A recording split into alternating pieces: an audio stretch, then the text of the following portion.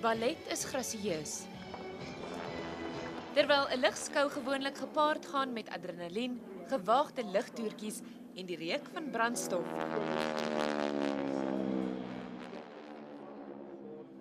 Maar vandag is die twee uiteenlopende vaardighede vir die eerste keer in een produksie op 'n verhoog gesien. En dis te danke aan die laagkoste lugredery Mango. Die 14 dansers van die Suid-Afrikaanse Mzansi Balletgeselskap se danspassies is uitgewerk om te pas by die lugroetine van die vlieënier Scully Levine wat die Boeing 737-800 gevlieg het. In die begin het dit geklink soos 'n bietjie van 'n mal idee om 'n balletgeselskap en 'n vliegtuig saam in dieselfde produksie te sit. Maar dis die eerste keer in 7 jaar dat ons deelneem aan 'n lugskou en ons gedink gaan groot of gaan huis toe. Na 'n maand se intensiewe voorbereiding is die volledige produksie met die dansers en vliegtye gister vir die heel eerste keer tydens 'n kleedrepetisie opgevoer.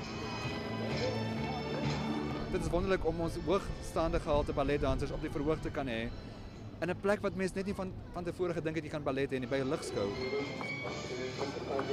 Intussen gaan almal moet wag tot die volgende skou om te sien of enigeen hierop kan verbeter. Mia Willemse, Enies, Swartkop.